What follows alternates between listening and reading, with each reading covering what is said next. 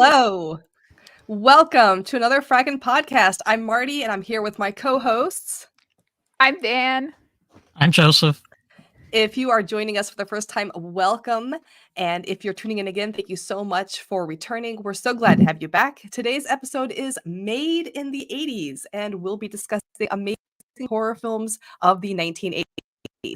As a note, before we get started, during this episode of the podcast, we'll be discussing horror films from the 1980s. Many of these films include violence, gore, sensitive thematic elements, and cultural beliefs and behaviors typical of the time period that may now be considered inappropriate.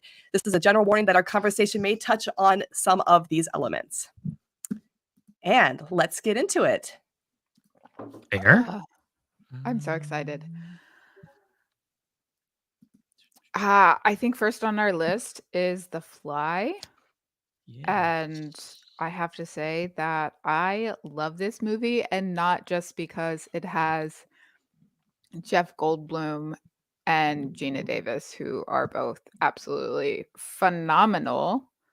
I think it's a fun little movie. It starts out so fast. There's no I would say fun in quotes. Fun. There are definitely moments that are less fun. But it starts out like you're thrown right into the middle. There's no like slow introduction. You're thrown right in. And it is staying at that pace very fast the entire time. Yeah. Yeah, we talked about this a little bit before the podcast, and I was actually really surprised during my rewatch of this film because I haven't seen this film in, I've got to say, at least 20 years or so.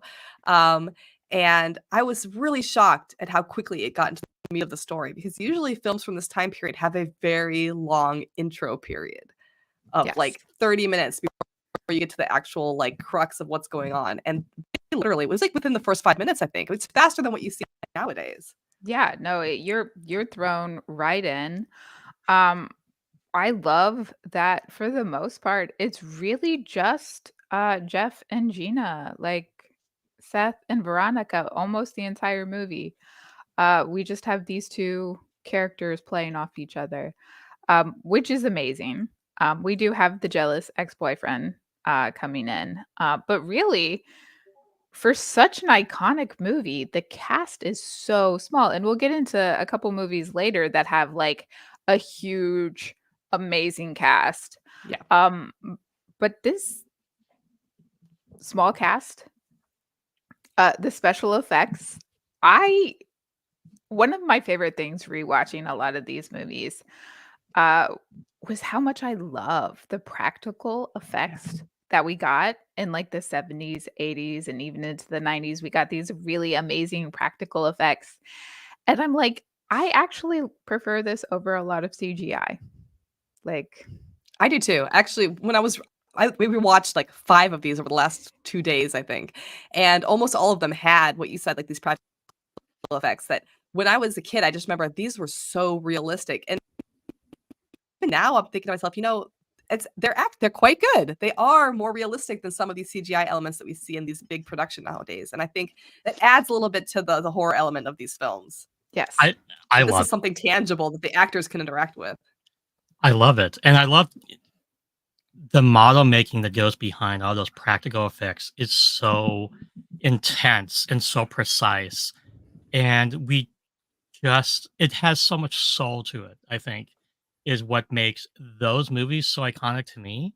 And even sci-fi films of that era so iconic, right? Is that you had this kind of soul because it's art and it looks so realistic. And it's something that CGI cannot replace, right? Like there's a place for CGI, but I think just going full CGI without practical effects is a mistake. And I think Lucas saw that with the prequel trilogy, and they kind of went back to more practical effects ongoing. And one of the things that makes 80s horror so, I think, scary is the amount of practical effects. So I agree 100%. Yes. And I think Van you totally hit it when you said that like the small cast just was so perfect for each other. There was so much like the tension between these two actors on the film, like on the screen, was they were made to be the two runners of this film, and they just worked so well together. They had so much chemistry, both for the romantic side of the relationship, and then they just quickly shifted over to this horror side of it. And I mean, I don't, people like to make fun of the 80s horror films nowadays, but The Fly in particular, I have to say, I think that was some of the best acting I have seen from any film, let alone a film from the 80s. I think Jeff Goldblum and Gina Davis just knocked it out of the park. But Gina Davis in particular, I mean, she was so good. She was just so good. She was so good in that role. I mean, she made it scary to me because I believed her response to what was going on around her. Yeah. Like her confusion, her fear. I believed it. I was there with her every step of the way. Like every step of the way. And possibly something too that I really love about. Go ahead. No, go. I was just gonna say, it's possibly my second favorite Jeff Goldblum movie. It's so funny because I'd only seen this movie, I think, once when I was younger. We had like a tradition in our family of horror films. Every Mother's Day, we would watch the B-rated horror films from the 50s because my mom was really into like the old black and white 50s horror films. We watched a lot of those, like Attack of the 50-Foot Woman, the original Body Snatchers. We watched the original Fly a lot. And so whenever I think of The Fly, I keep thinking of like the old version of it. And then rewatching this one yesterday, I was just shocked on how they built on that lore. I'd forgotten how frightening they made it. And I feel like horror films in the 80s really did a fantastic job of really digging into your fears, like those primal fears that people have. Yeah. And I think this movie traumatized me as a kid. This movie definitely left an impact on me as a child because my mom is an amazing person. And she did not let me watch certain things, but she let me watch The Fly, which was odd, but she still did it. I mean, I was like 8 at the time. What I loved about it was the sciencey side behind it. Was just amazing, as I think I just saw a fly buzzing around. Yeah, there's definitely a fly hanging out with me. So Jeff Goldblum is like sending his aura to you to endorse the podcast. Next time, can you send dinosaurs, Jeff? I would prefer the dinosaurs, but okay, we'll take a fly. But I love the full science. Science of it was really cool, and I think a lot of these films that we're going to talk about today have kind of that. Like there's another film I had where we're typing onto the computer, what's the probability of this and that and genetic coding. And so definitely a trend, I think, in the 80s for these kinds of horror films. And it was really cool to see it in The Fly, but it worked. It worked as a way of telling the audience exactly what was going on without overtelling them. Yes. Yeah. And it moved the pace faster. I think it really picked up the pace of the film. I think that's why it was a 90-minute movie instead of a 2-hour movie. I think if they made The Fly now, you'd probably get almost 2.5 hours of just the scientific side of it. Maybe was not really necessary to. Like when you say, it was a 90-minute movie, I'm like, what? I feel like I was sad. I was surprised. For 3 hours. Like it just has so much in it. And it's just I have to say too, it's just a short little film. It's just a little guy. And the funny thing too about watching all these 80s movies is to kind of see the difference between who was a movie star in that time period versus who is a movie star now. I feel like the people that you see in these 80s horror films, they look like regular people. It could be you at home. This could be something that happened to you. Could be something that happened to somebody you know.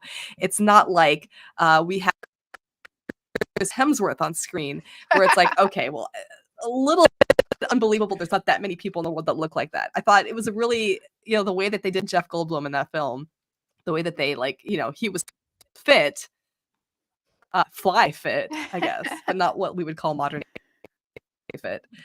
Yeah, I don't know. And there's other films we'll talk about today that have the same thing. But I love that fly fit. Fit is a fly. Fly fit.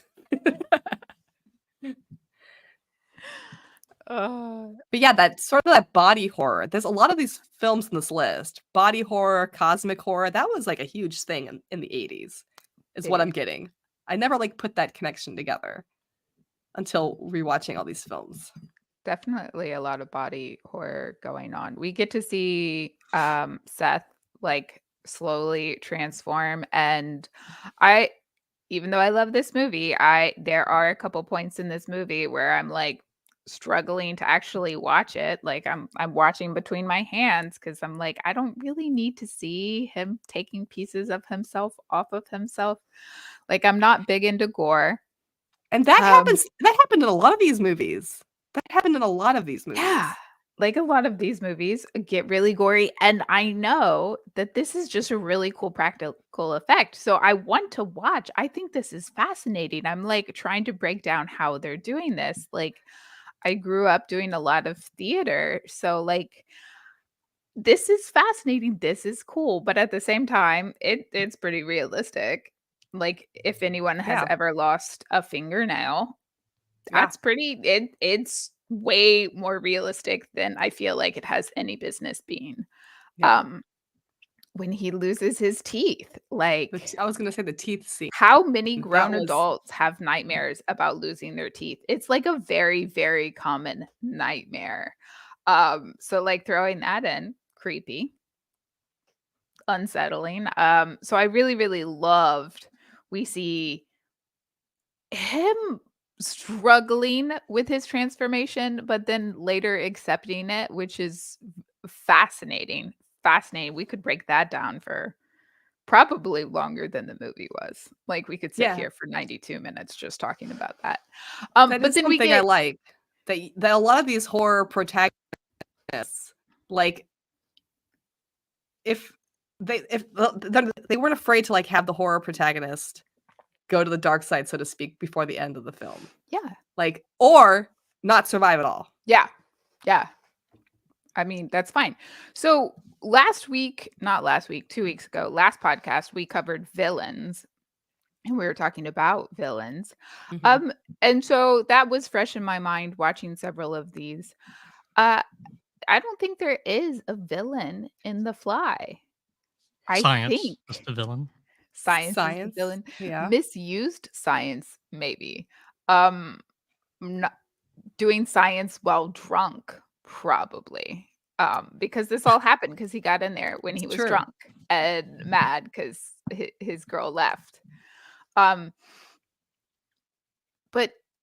he does turn into a monster, yes, and he does do some questionable things as said monster, but But the question is how much of it is him at the end and how much of it is the Fly? Exactly. Right? How much of it is the Fly choosing to do these quote unquote evil things, but it's just a fly trying to live out its normal fly life cycle. It's really about survival for him at the end. Everything he's doing at the end is oh, well, this is the best way for me to continue on. So you could almost say that the ex-boyfriend Stathis, which he's awful. He's kind of terrible the whole time. He's terrible and controlling and manipulative. Yeah, up until the last 5 seconds. But in the end, she goes to him and she's like, I am pregnant. I need an abortion. I need it right now. And she is very reasonably upset and distraught because of her terrifying nightmare that she had of giving birth to a weird baguette. Which I think I have to give my official apology to Ridley Scott. All these years, I thought that Alien was the reason I had that fear. I thought it was the chest burster scene, and I'm pretty sure now after watching The Fly that it was The Fly. I think I saw The Fly way too young. It was The Fly the whole time. It was the fly. But I mean, he comes in, he steps up, he in the middle of the night takes her to get this, even though that ends up failing. Um, she gets kidnapped out of the office by Brundle, and he goes to his house with a shotgun. Like, is he the greatest guy on the planet? No.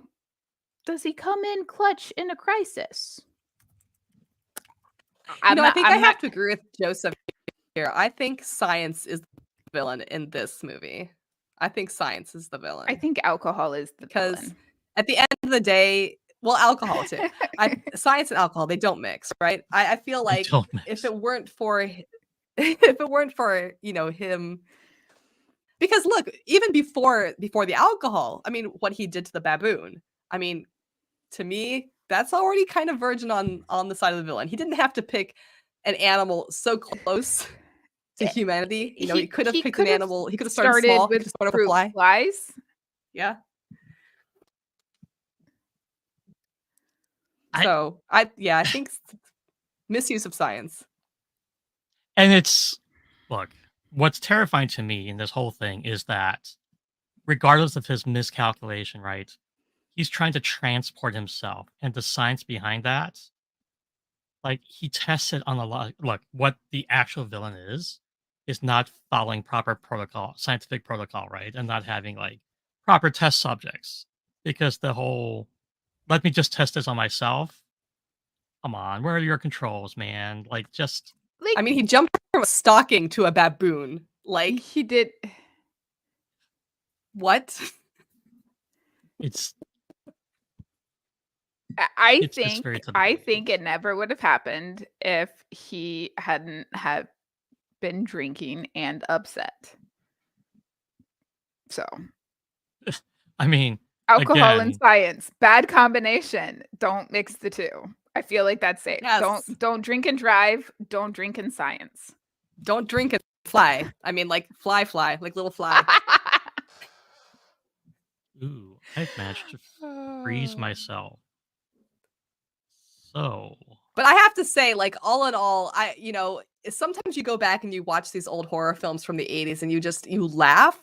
I did not laugh while I watched The Fly. I was like, I literally, like, I don't gross out too easily. I don't think I don't get too scared too easily, but like there were some scenes where I was literally like, oh, it was a little, it was a little much. I mean, it was on the edge there. I can see why, like, it had to have been. Does anybody know? Was it close to like censorship in theaters? Because I feel like, you know, it's up there with some of the other ones. I know that some of the other ones on our list were like they had to cut a lot in order to make it an R rating. I'm sure maybe that's why it's a different cut in the theater, because I don't think they were getting that cut in the theater, but I don't know. I do not know. That is a good question. So Joseph was having technical difficulties. I guess it was his turn. We might wait for a second for him to pop back in. But if you're just joining us, we are talking about The Fly with Jeff Goldblum and Gina Davis, which everything honestly, they're in, I love.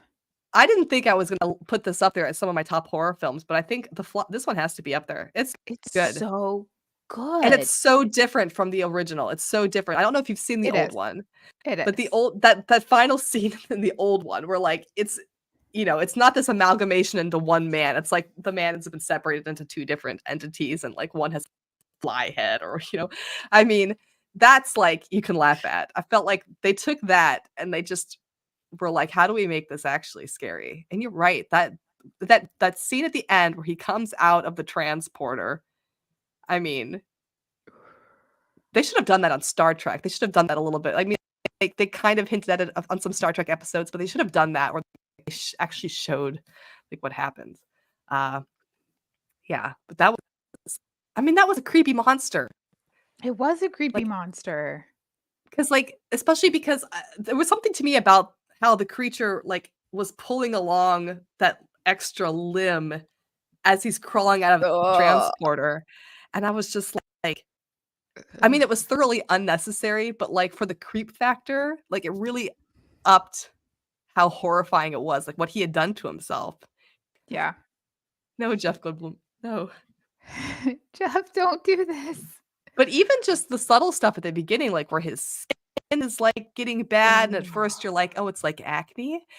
Yeah, And then that's you're not thinking that back to bad. like when you were younger, you're like, yeah, sometimes people have like these horrible acne dreams. And I'm just like, and then of course, like it starts peeling off, and you're just like, this is intense. This is intense. This is. Ooh, Joseph, you are Welcome back. back, Joseph.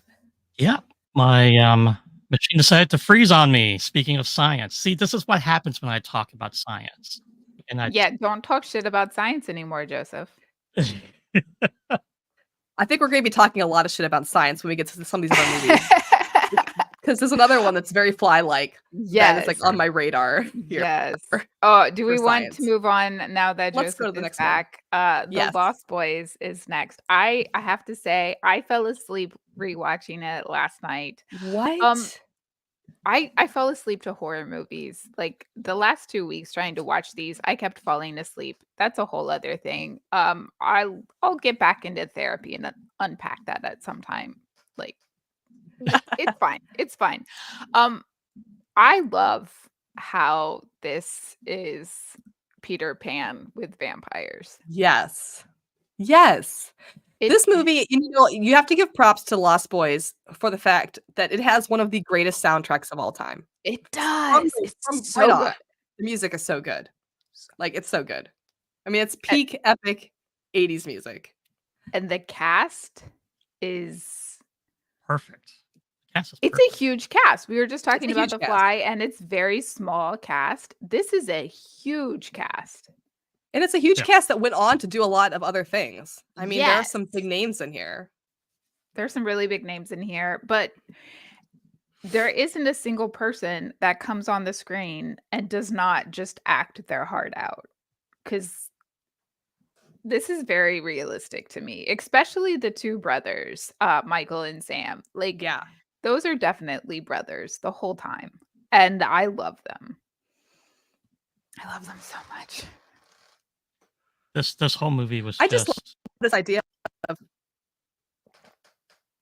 go for it.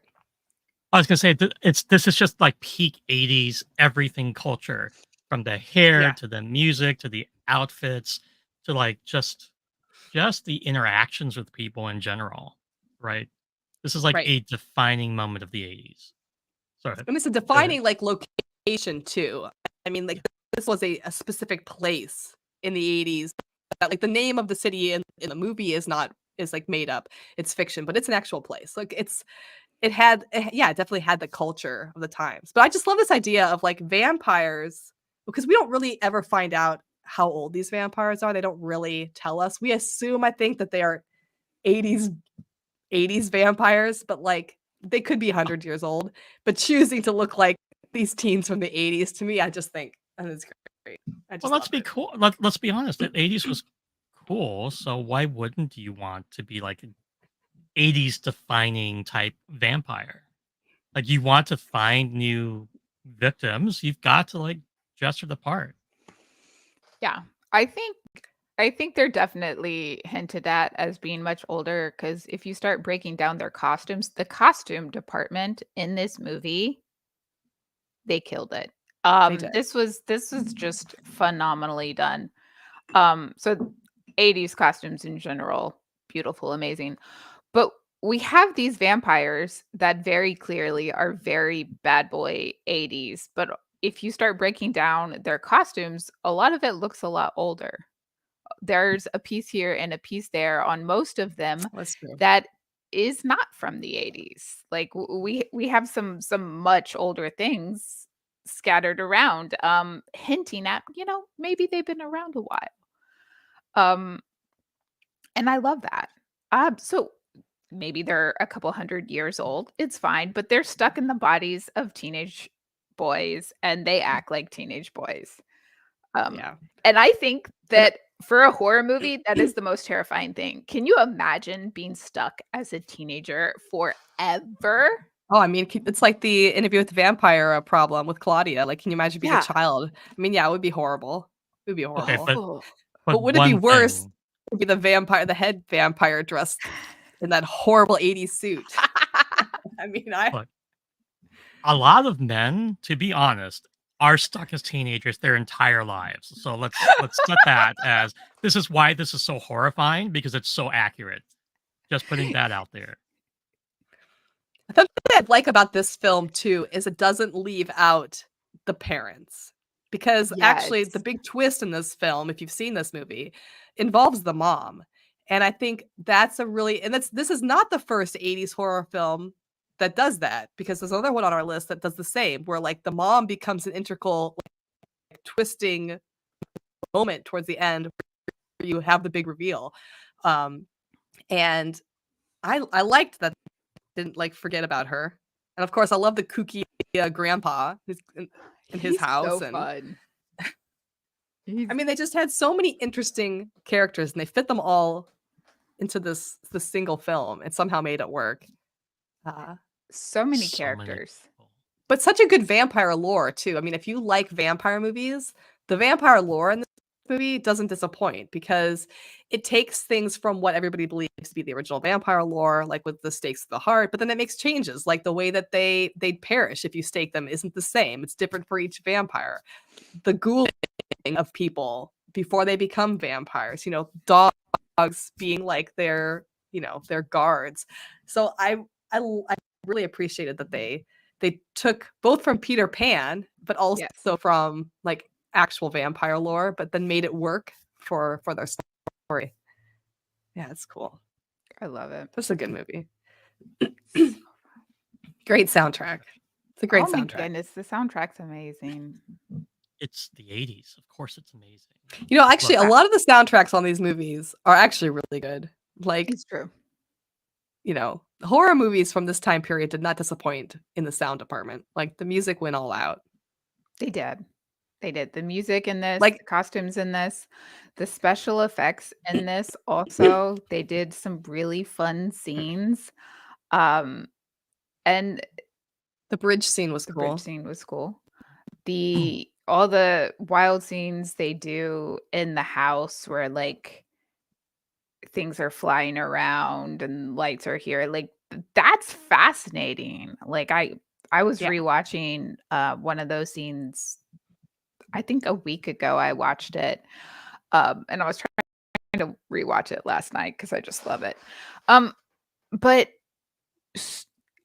this is fantastic. I love this. It definitely has a little bit of psychology and getting into Michael's head quite a bit. Like, are you crazy? Or what's going on? Mm-hmm. And that's fun. Not for Michael at the time, obviously, but for us as viewers watching the movie. But the other thing too that's interesting about Lost Boys is I think of the list that we've curated here, it's one of the few that actually has a quote unquote happy ending. I mean, Yeah. kind of happy ending. I mean, I think like Yeah. a lot of the films on this list, a lot of 80s films, like kind of end on a dark note, I guess you could say. Yeah. And this one has like kind of a romantic vibe to it that has a, I would say, satisfying ending at the end. I do like It the doesn't ending. leave you thinking, oh gosh, everybody's a vampire or whatever, Yeah. I still love this. Oh, sorry. It is. It really is. Can I say one other thing? I had forgotten that Joel Schumacher directed this movie. Like, Joel Schumacher is not my favorite director by any means because of what he did with the Batman franchise when he had access to it. And I've got to say, like, this highlights why he was given that, because this was a great, like, amazingly directed movie. Yeah. It was well done. Where was that Joel Schumacher years later? Anyway, sorry. Just put my hate out there. But if we're talking about packing a lot into a short movie, this is only a little over 90 minutes also. Mhm. Like it's But this one to me feels really longer. short. Maybe it's because of the It music. does. It It does feel like a feels longer film. longer. But it's only like 90, I think it's like 98 minutes. It's not that long, but it's iconic. It You know what? it's You know what I think makes the difference between like The Fly and The Lost Boys in those shorter 80s horror films versus today is today they would try to fit so much gore in for no reason.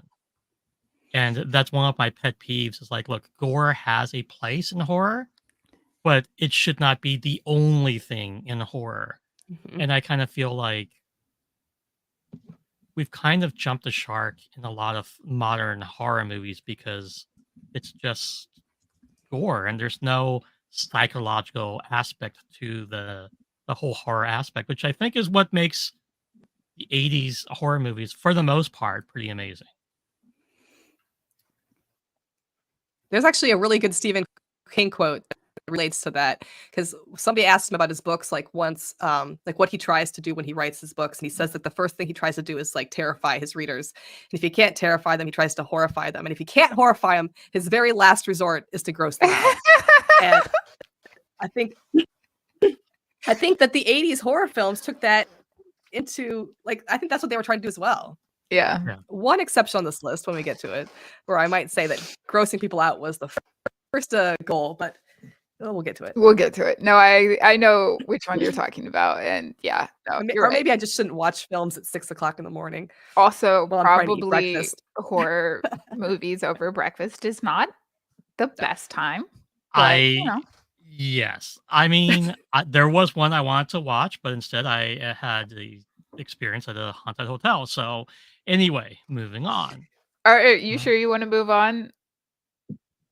I I would like to talk about your horror experience just a little bit. I And maybe we I should not taunt ghosts next time we are at a known haunted location. We just Okay, found out a few so minutes ago that Joseph was at a haunted hotel last week. That's where this is coming yes, from. yes, and look, I had to make a trip out of town. I was in San Antonio, and you know, stayed at a hotel without doing some background research into it. My sister, I think, steered me the wrong way. I don't know. She swears it was an accident, a coincidence. I have my doubts. Anyway, basically ended up staying in the third most haunted hotel in America, which I am a man of science. I do not generally subscribe to believing fully in the supernatural. I am reevaluating these thoughts because I could not sleep at all Friday night. The smell of formaldehyde and rotting flesh was overpowering, and it's not like the hotel smelled like that the entire time. I mean, you should definitely Um, put this on your Yelp review. I think that will help more people stay there, actually. that The hotel would probably really enjoy you putting this in your Yelp review. Put it on your little Google review. I mean, I think that they look forward to that. It's the Emily Morgan Hotel in San Antonio, by the way.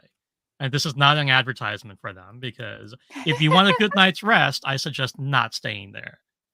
Is all I'm saying. If you want to like walk the hallways looking for ghosts, that's your place. Go there. Okay, but in fairness to the hotel, maybe you would have slept better if you hadn't had, I don't know, maybe you shouldn't talk shit about ghosts and then expect to sleep. If I I had been feel like that Maybe was we shouldn't be. respectful- Don't taunt the haunt. Okay, look, We're gonna I put on did a T-shirt for you. everything. I did everything wrong. Okay. Yes. I walked into that hotel, and much like an 80s horror flick, I immediately did all the things I should not have done instead of respecting the spirits and asking for them to or wishing for them to have peace. And nope, I was just my typical scientifically arrogant self about things, and I paid for it. So there Here we So go. the lesson to be learned from this is don't taunt the haunt. You The know? lesson. Are we done with the Lost Boys? First. Yeah, We are. no, Let's move on to the next we're one. off topic completely. Yes, we can Okay. move on. Okay. The reason I ask is because the lesson that I had is do not stay at a haunted hotel. Which Yeah. The Shining. So we transitioned beautifully into this one.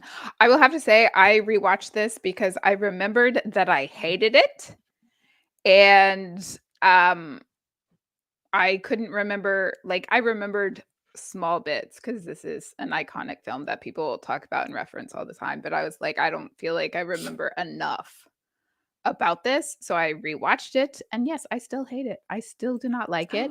Part of it is I don't like children in horror. We discussed this before we started recording. There are multiple reasons I don't like kids in horror. One is, uh I don't really like kids in any movie that they can't watch. I just don't like it. Like, there should be a lot more done surrounding kids in Hollywood. I don't like it. Okay. Kids So are I'm creepy gonna. enough. Kids are creepy enough. We don't need, it's too Kids are realistic. creepy. It's too Kids are realistic. creepy. Okay. I'm gonna say this. I do agree that kids in horror movies freak me out, but I don't. I do and I don't hate The Shining, and I'm going to set some expectations here, right? So there was a remake of Okay. this. It was like a made for TV or like a mini series done in the I 90s remember with that one. Steven Weber, Yeah. which I cannot find, by Yeah. the way. And that was the best version of The Shining I have seen.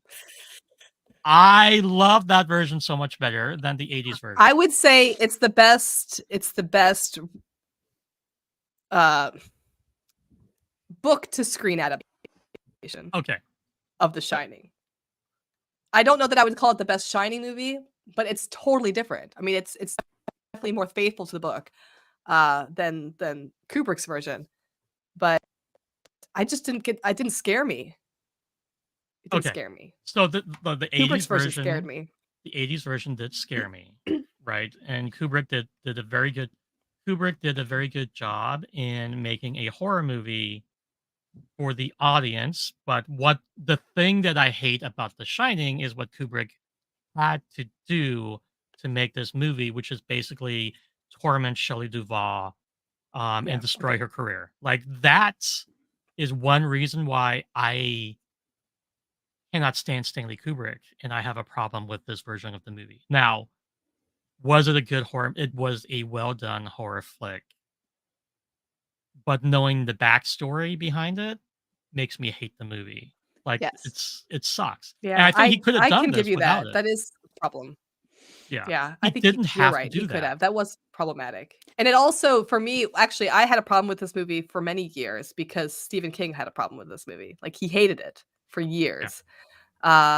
And like as an author myself, I understand why he hated it. Like if it had been my book, I probably would have hated it as well. But everything else aside, Kubrick being crazy aside, I think it's a horror film. It stands very well on its own, yes, away I from the think source it material. is horrific. I think you get the um you're in an isolation scenario. We have a couple other movies on our list that have that isolation uh s- location. You're trapped. But there are so many things in this movie that I'm just like, I don't like that. I don't like that.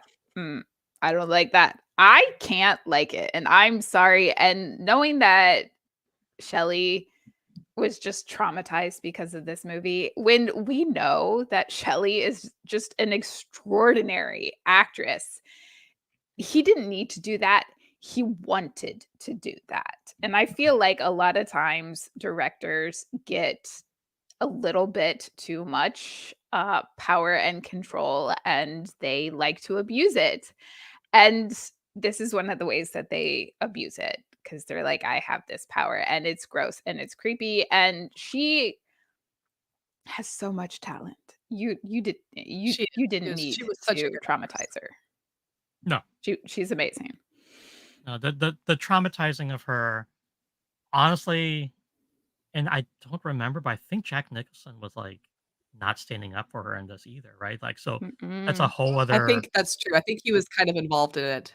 yeah, and that's a whole like, Yeah. look, Jack Nicholson has talent, but I do not like the man, and I'm gonna throw that out there. Um, Mainly, I don't like him because when the Rockets would play the Lakers in the 90s, he was always out there acting like a fool and screaming and being a jerk. And so I was like, well, With his sunglasses on. yeah. And so, like, the substance of the man when he's just rooting for his team is to be a complete asshole. So Yeah. I was like, that kind of shows that Jack Nicholson's just kind of an asshole. And then, like, knowing the backstory behind The Shining, I'm like, there's reasons I don't like this movie. But I do disagree with you, Van, in that it is actually a really well done horror flick. I And it has one of the best horror soundtracks It's got a ever great made. soundtrack. I like it visually. I think the set design was phenomenal. Um, but there are parts in it, and we can go ahead and blame Mr. Kubrick Mhm. for whatever for the choices. Um, if we were going to remake it today, they would change so many aspects of it, or Yeah. the audience would roast them. So there are a lot of insensitive moments. Yes. That Yeah. I think we all know what we're talking about. That would not fly, and I think even in the 80s, they were not acceptable. Um, but I think the part that just at the so first off, Jack is like an amazing example of a narcissist. Um, and he's awful. And I actually, after rewatching this, dropped in our little group chat that we needed to write a disclaimer for this episode, like a Right. trigger warning, um, Mhm. because he's very triggering for me. He And I'm is. like, I don't need kids in horror. I have kids. They do creepy, weird stuff. I don't need to see it on screen. Um, I know enough narcissists. I don't need to watch one be awful. Like, and then on top of that, to know that Shelley was actually being tormented. Um, I I'm not sure I can get over that. But then we really only get the three characters: Jack, Wendy, and Danny. But the end is The end Danny is the and worst. Wendy getting away, um, but only because the old wise black man comes and dies, and they take his Yeah. ride back. The Which, ending of And I this hate movie that. is my biggest problem. My biggest yeah. problem with this whole film is the ending, because the ending, regardless of whether you've read the book or not, the ending makes no sense. The ending doesn't make sense, and they do this do ex machina at the end by having Scatman's character show up and just yeah, taking the brunt of everything. But yeah, the ending never made sense to me. The photo on the wall, that never made sense. That didn't harken back to anything. It That's always been my biggest problem with this movie, is the end. the I end. will say that for many reasons, yeah, I get it. And I don't love this movie because of those reasons. I think it's just like this, like nostalgia. And look, when I was growing up, I only ever saw the edited versions of this movie, so I missed a lot of like the really horrific sides of it. Rewatching the full thing, it's like, yeah, okay, I can see that. And you're right. I don't need to see a narcissist on film because hey, there's plenty of real life examples. We got those all over. It's fine. We don't need. Some of This them is keep like political office. 2.5 hours long, though. It's It is too long. long. It's It's very so long. long. So And long. and it's not true to the source material, which is another huge thing that I have.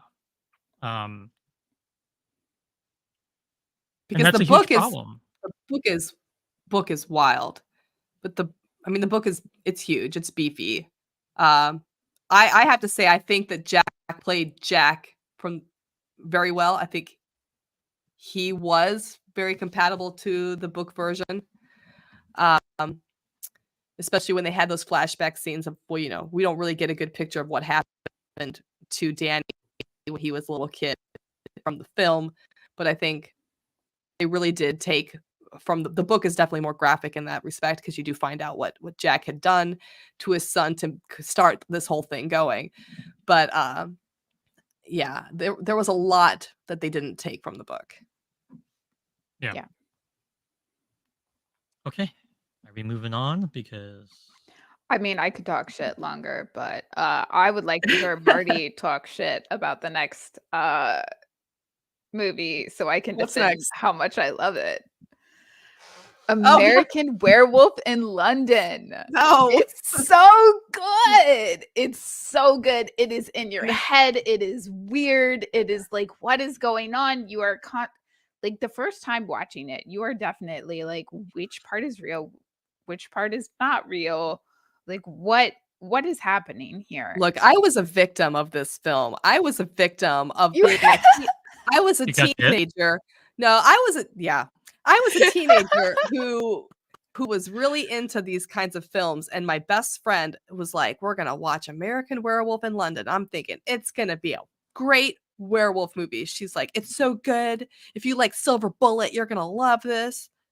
no, No, no, no, it's nothing like Silver Bullet.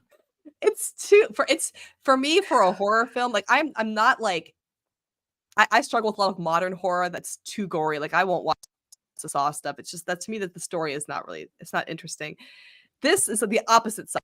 It's too campy. It's too I love campy. That's my It's too Camp favorite. is evil. amazing. and it's like it's on the edge. And I don't no. I should make a Twilight I'm sorry reference, it but I'm was not not going the to. real werewolf movie that you wanted. But camp is exactly what I am here for in horror. So I was happy. But I do Sorry. appreciate that the 80s had so many different types of horror films. I mean, like look at Yes. the ones we've already talked about. They're four different subgenres of horror right there. And Yeah. this is definitely a campy horror films from the 80s was definitely a thing. So And I'll I give love them that. them. But like as a film, I just can't. I just Okay. can't. You can't. Okay. So I look, still love it.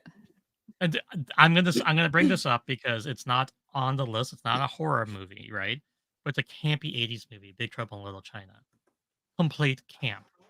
Yeah. Everything about that movie is camp, and it is one of That's a my good movie. favorite That's a good movie. movies of all time. And look, American Werewolf in London is definitely not a great movie. It's not my favorite, but I love the campiness of it. Right? I love the I movie. guess I for was the just more of a campiness. Teen Wolf fan. You I went wanted into to it see more wanting Michael J. Marty, Fox. I'm shocked. you wanted a different Are you? werewolf film, and you're judging it unfairly. I know. And honestly, you can't listen to a word I say about it, because that was the only time I watched it. And this whole You week gotta I thought to rewatch myself, it. I should got rewatch to. this. I should You rewatch it. I haven't do. seen it since I was 17. I should rewatch it. And I couldn't find it.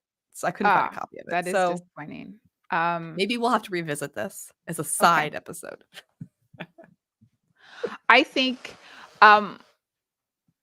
so when watching horror movies, we're constantly like yelling at the characters, or at least I am. Like, why are you doing that's stupid. Don't do that. And in the beginning of this movie, I am definitely doing that. You get two little teenage babies backpacking in England. Like they're running around. That's fine, whatever. But I'm like, they make so many choices, and I'm like, really? Stop doing that. Stop doing that. Yeah, I definitely shout at the little teenagers, but they're teenagers. Like, teenagers are stupid. I'm sorry to any teenagers who might be listening to this. You're an idiot. And I'm sorry. Hopefully your brain continues to grow and you grow out of it. I'm hopeful for you. And hopefully you grow out of these movies. Or you grow up and you mock ghosts and then stay at a haunted hotel. I'm just saying. That's on you. That's on you. But I do love it. Again, we have a much shorter, like a much smaller cast, a much shorter movie. And there are some bits in it that I'm like, this is not realistic. This is just really over the top ridiculous and campy. And you know what? I love it. And I love in the werewolf scene in the very beginning of the film that we don't really get to see what's happening. Yeah. I complain about movies It would have and cost shows too much today. to show what happens. Well, yes, that too. But I complain about movies and shows today being too dark, and I'm like, I want to see what's happening. This is a circumstance where I love it because it adds to the horror. It adds to the confusion for the viewer. I'm sure it was cheaper for them. But then at the very end of the film, when we do get to see the werewolf running around London, it gets more of a shock value because we don't have a lot of the werewolf from earlier. Like we didn't really see it. So I really love that. I think it's I just have fantastic. to say, I think in general, I don't think there has, in my opinion, I don't think there has ever really been a very good werewolf horror film. I think all the werewolf films feel like just kind of subpar to the vampire films, for example. And I don't know if it's because people just can't figure out what to do with werewolves, but like when I think about like what are the werewolf movies that are good, like I'm even stretching to say that the ones that are good. So the fact that I don't like this movie should be no surprise. What's a good one to you? Is my question.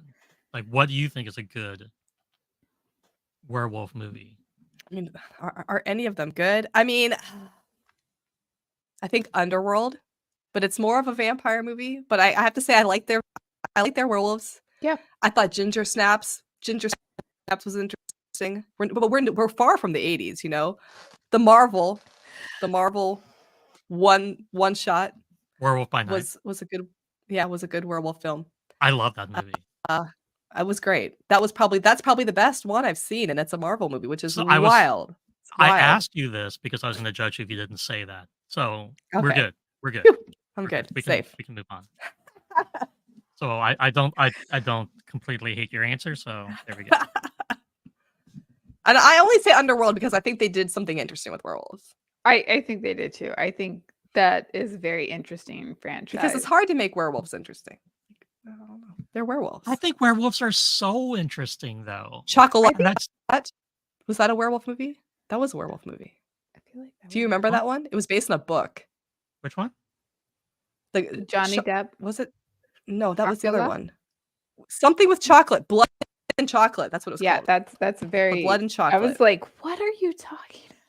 That's the werewolf one. Remember Not that. Chocolat. That's No. a Johnny Depp movie. That might have been a little bit better if he was a werewolf, but That- also based on You know what? That might have been better.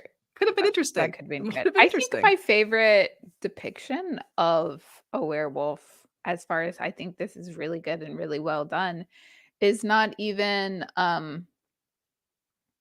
I'm struggling to actually remember the name of the show. Oh, there was Bitten. Bitten was was a decent werewolf TV show. What I the will give Wolfman? that one. Wasn't the I'll give Wolfman- that one a point. The original, like the old No, Wolfman, the old remake. from like the 30s. The remake in 2010. I don't remember. Okay, Being Human UK, not the US one. But Oh, Being Human, the yes. show UK, where you Being have the Human, vampire, okay. the ghost, and the Okay. werewolf. Yeah. The I UK did like one that was version better than the US one. It werewolves. always is. Yeah, agreed. But I liked what they did with werewolves a lot in that film, in that show. I think they tackled Yeah, I think when werewolves really TV well. show, you have more opportunity to build on the mythology and the lore. But I Yeah. feel like a lot of these werewolf movies, it's just kind of like the werewolf is the bad guy. He's biting everybody. I don't know. Yes. I do think that werewolves always play But- second fiddle to vampires, though. So I think you're right on that. They do. Every time it does feel like we have to throw in some I think it's vampires. because people find vampires slightly more romantic than werewolves, which I guess that could be debatable because I don't know. I mean, we can have that debate sometime, but I'm not sure it's true. uh Okay. Are we moving on? We can move on, like but dog people versus I want Marty people. to watch this. The practical effects alone of Lewis transforming into the werewolf is just absolutely fascinating and fantastic. Okay. So, yes, I think that was I'll give super you that. I will give you that. Yeah. Now, 2 comments that I love in the chat, right? Steven Okay. talks about Michael Jackson's Werewolf from the Thriller video. I mean, it's the Thriller video. Iconic. Perfection. Like, Ooh, they did kind of a little remake of it. If you've watched the kids' movie Sing have has not. like a haunted short on Netflix where it's like the Thriller music video. It's just And iconic. so my kids watched it and they were like, yeah, It that's is. cool. Okay, whatever. And then I made them sit down and watch the music video. The real one. Yeah. I was like, this is what it's based on. You have to understand the context. Okay. It's good though. Look, just sidebar, right? Thriller video, Vincent Price, everything you need. Yeah. No. Like, I mean, will everything not be Vincent taking Price questions. touches, I love. Exactly. Yes. Vincent Price. I forgot about this one. Wolf with Jack That- Nicholson and Michelle Pfeiffer. I'd forgotten about that one. I'd have to rewatch it. I have not watched it in a while, but it was a good scary movie. But again, I haven't seen it since the 90s. the problem with that movie is Jack Nicholson. Just throwing that out there. Yeah. I am on the there. hate Jack Nicholson fan. So, there you go. But I think it was a good movie. Speaking of people transforming into wolves, you know what? I'd like to redo my previous statement. What was I just had the name and it left me. My brain left me. Lady Hawk Oh, from the 80s. Lady Hawk. We have a guy that transforms into a wolf. But is Lady that Hawk. werewolf movie? I mean, no. He's a werewolf. He's a man that transforms into a wolf. Werewolf. I mean, how specific are we getting here? I feel like there are werewolf movies, and then there are movies where really good-looking people turn into good-looking wolves. You know, I mean, and therein I'll lies give you that. I'll give you that. I'll give you a difference. Okay. We can move on. It's just Michelle Pfeiffer reminded me because she is also in that Oh, movie. no. Michelle Pfeiffer. More animals. Can I just anyway, let's move on. Moving on. I hate this movie. I had seen this movie before, and all I could remember is how much I hated this movie. So I would just like to say I hate this movie. And when I rewatched it, I just spent the entire time yelling, Tasha, don't do that at the screen and say this is a really bad holodeck episode. Okay, and we're done. No, yeah, I could be done. I hate it. You know, I struggle with Pet Semetery, but I also struggle with the book. But if you know the story behind the book, I think it kind of makes sense why I don't like the movies. Just felt kind of like I understand that it's all a metaphor for grief. Yes. I can't with cats. I love cats. I just can't. I love that you're drawing the scene with line at the with the cat toddler. and not like bringing the toddler back. I mean, I draw the line at the cat first, and then the toddler. This just fuel to the fire there. Oh, But I think it's wild that this is a cult classic. it is. Both the book and the 80s film of this book. I can't. I just. Oh. I love Stephen King, Um, but even Stephen King never yes. intended to publish this book. Like, it was never on his radar to publish it. He published it to get out of a contract, a bad contract. And, like, I feel like the movie feels like that to me as well.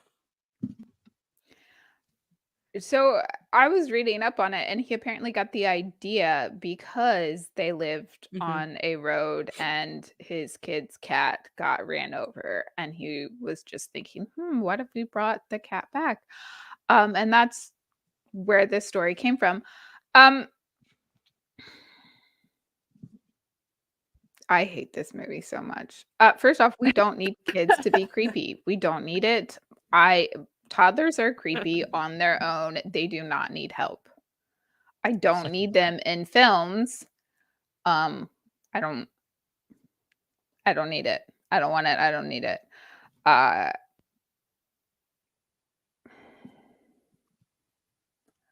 and then Joseph, we have a thoughts? stupid man who This is the Van show. doesn't yeah. This is Van saying how much she hates things. Look, Uh, You know, it's a hard one for me to watch because on the one hand, it hits a lot of things for me that are hard. Like the grief, loss of a pet, loss of family members. I mean, that stuff already hits hard. And then but the way to see it depicted the way it's depicted on the screen like this, I think the idea is fantastic. I think this idea of this creepy cemetery beyond a cemetery, I love the idea. Um, I just think it's too much for me. I just can't with it's cats. Yeah. the whole look. I have not rewatched this movie. I refuse to rewatch this movie because it traumatized me in Yeah. the 80s. And again, thanks, Mom. I don't love anything about this movie. Stephen King, look, I think is a fantastic author, but sometimes the stuff just doesn't hit for me. And this is one of those times where I'm just like, I could do without. Like, I think it's very hard to translate his stuff to film because his stuff is meant to get into you like deep. psychologically. Yeah. Yeah, and it's hard to do that with a 90-minute movie or a 2-hour movie. Yeah. It's hard to get that same effect. And it ends up coming off as just There's so really many gory, things. really gross. There's so really many things about cheesy. his books that dive into different aspects of your psyche that what makes him such an amazing author, right? And it's like The Stand, right? I hate every version of The Stand that's ever been put onto film. I think it's just like it's either like it just misses the point completely. If you read the Yeah. book, amazing book. If you watch the movies, I'm like, what is this garbage that you've put in front of me, and why have you served it? And this is how I feel about most of his like most of the adaptations of his books, right? Except for the But what I one, do like about his adaptations from this time period is that he's in all of them. Like, because he's in this one as the priest. right, right. He But tries to pull a Hitchcock, but he's not an actor. he's not an actor. Stephen King, keep writing books, keep your political commentary going. Please Yes. do not act. I need you to never act again. That's fair. Now Van. I Your face says it all. We'll just screenshot your we face for just this Hold episode. on. Wait. Go ahead, Van. I cannot do it again. I feel like this movie suffered from also not knowing what it was, because I feel like it genre hopped a couple times. And there are things in it I would just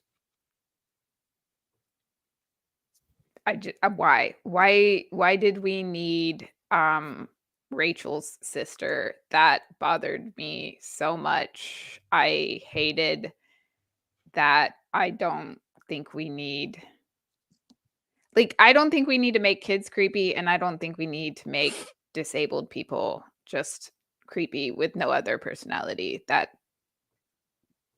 bothers me so much. The Native American aspects of this film are also very cringy with a modern lens.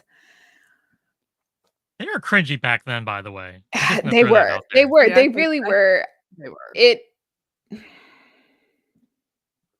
it uh and it went just straight, let's go for gore in the last 20 minutes after not really being a gory movie at all. And then it's just like, no, we're gonna go gore. And I'm just like, why? That was not where we were at all. Uh why would I don't think that I hate this. Let's talk about something else. Moving on. I hate this Moving on. movie. That's look, The Thing, 1982, This is one of my favorite which movies. is amazing. It's so I love good, and we this get movie. another isolation movie. They are isolated. They are Isolation in Winter. I like Isolation in Winter. so very Yes. shining again. Isolation, surrounded by snow. I'm gonna say I hate this because the puppies die. Yes, I understand that humans die later. Spoiler. I The puppies l- die, okay? look. It's a I good dog. They're I good love the puppies. puppies. The puppies are amazing. This movie is good though. I'm not saying the movie is bad. Alien puppies. Listen, Alien I can puppies. hate it and still say it's a good movie, but you just can't hurt the puppies. Listen, I don't watch John Wick because I know that the puppy dies, and I don't care. I don't And care. then you get 4 movies of revenge because of it. I don't care. I mean, The puppy valid dies. reason to go on a 4-movie revenge trip. No, though. he is completely justified. I approve. Yeah, no, I would do the exact same thing. This makes sense. With a pencil? This is another big cast like the Lost Boys. We have a huge cast. We have a stacked cast. We have so many amazing actors in this. Uh we have no women in this entire thing. Like not a single one. I think if we did, we'd get another one of those pregnancy scenes. So I'm glad there were I no feel women like in we this would. movie. I feel like we would. would've I'm done gonna another, like- disagree. It's John Carpenter. Really? I don't think he would have done it. I don't think he would have done it. I feel like we don't? might get something more like everybody was similar doing that in the to 80s. The Predator, where in The Predator we get one singular girl and then she's mostly just tied up and useless and then survives at the end. So I'm going to defend John Carpenter a little bit here because I feel like, generally speaking, he did not subscribe to just what everybody else was doing in the 80s. He did his own thing, which is why he hates Hollywood, by the way, and why he walked away from like mainstream movies, because they had these like demands of him as a director, and he's like, no, I'm not doing that. And I say this only because like he made a movie in the 80s around Chinese, like Asian culture, where the white guy was the comic relief and the Asian people were the heroes, and got shit for it and walked away from like mainstream Hollywood, basically. As So you should. as he should have, right? And I just don't think that a lot of the characters in that movie were women and very powerful and very strong. So I don't see him like, I think he would have done it a little different.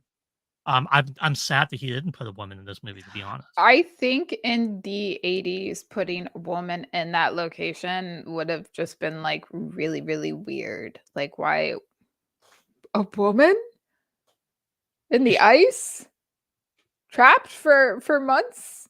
I feel like no one was gonna put a woman in this film, and I understand it. It's just like I like movies better with strong female characters. But this movie, we have a huge cast of very, very highly skilled and trained and competent people. And that's not something we always get in horror movies, but we get it in this one. And it is fascinating to see what a group of competent people do in this horrific situation. The Thing is creepy. That is creepy. Creeps me out. Don't like it. I like this one. It was funny because I watched this almost back to back with The Fly, and it was just like I was like kind of overwhelmed by this body horror that was going on.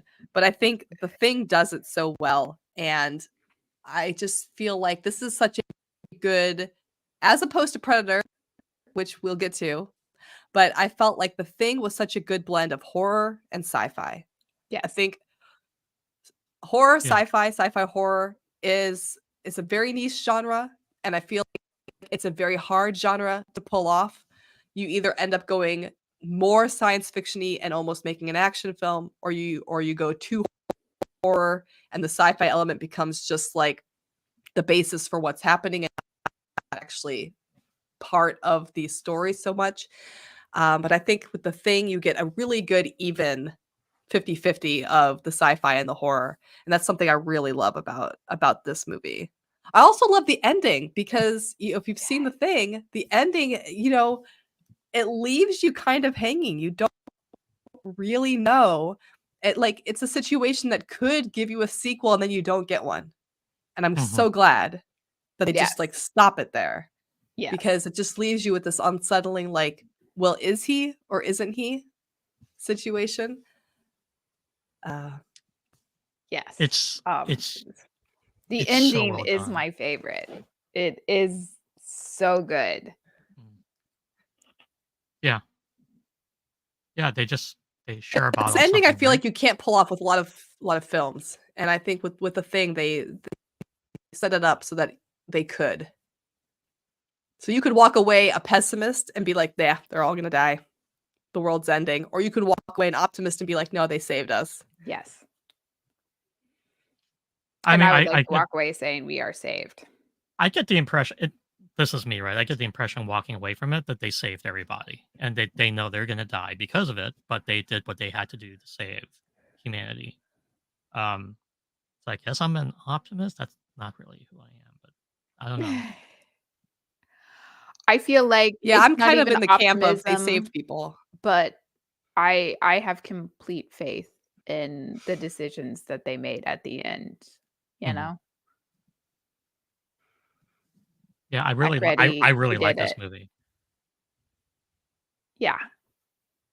Puppies It's aside, I do love Yeah, this the movie. It's such a puppies good aside, this is an amazing movie. The acting is amazing.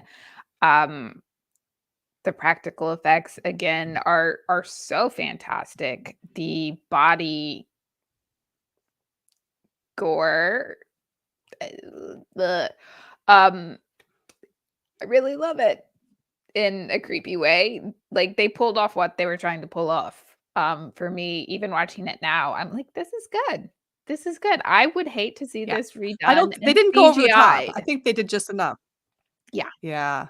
They I would think if CGI it had this been and I would hate it. CGI, yeah. Which there was a remake of it, and I saw it when it came out, but I don't remember anything about it. Yeah. Except that I like the original better. It was not relevant. Yeah. But again, This it goes back to like CGI takes away a lot of the soul of a movie, right? And then like Mhm. you can't replicate Kurt I also have to give Russell Yeah. and John Carpenter. So to finish that point, Kurt Russell and John Carpenter together, like they made great movies together. They did. And I have to give The Thing props for like inspiring my favorite episode of The X-Files. If you've seen The X-Files, it's an Yes. episode early in the first season called Ice, which is very much The Thing, but with Mulder and Scully, it's a perfect episode of TV. It's probably one of the best episodes of that show.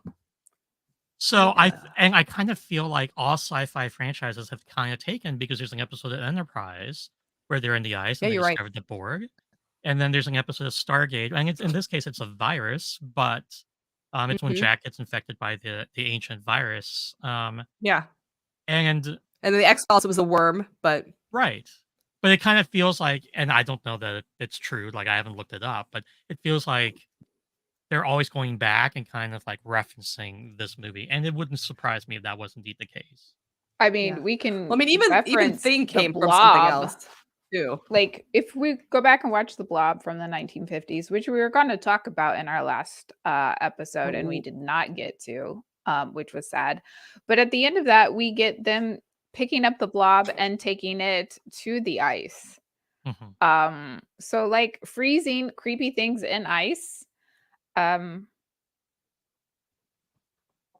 it's It's a common theme. and it is a good horror basis because even right now we have kind of that concern, kind of that fear. We have a lot of ice caps melting and things are coming out. I was going to bring that up. I love the like bloody like waterfall. I believe it's at the Arctic. Yeah. And it's not blood. It looks like blood, but it's just, cool chemicals and like this is just how things are melting and creepy. Creepy. I base a horror movie on that. Yeah, I'll watch it. That would be creepy. So yeah, That would be scary. frozen things and ice. Realistic enough that we can all be just a little scared, just a little uncomfy cozy.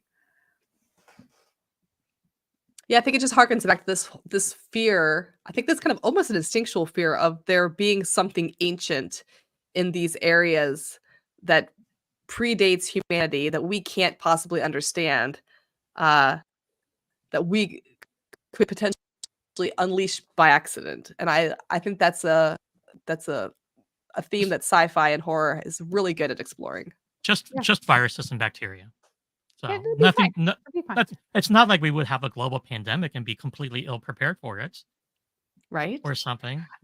I feel like it is too soon for that joke, Joseph. It might be too soon for that joke. Gotta wait a couple more decades. I mean, it's not really a joke; it's an actual legit concern. But okay, moving on to something Moving that is on. more. Also by John Carpenter, this released the next year. Christine. And Stephen King.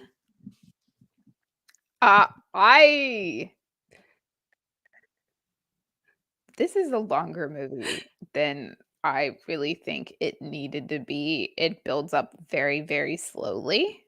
I think it's like over 2 hours. It's a long movie.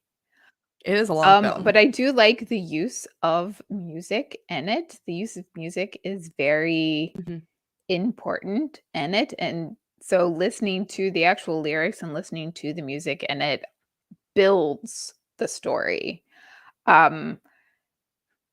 In the first scene where we see Christine being built, we get the song Bad to the Bone.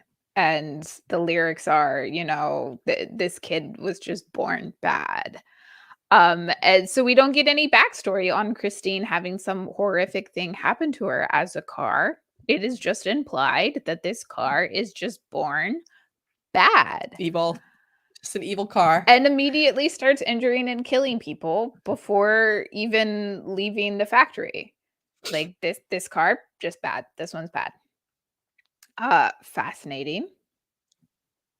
Scary concept, but fascinating.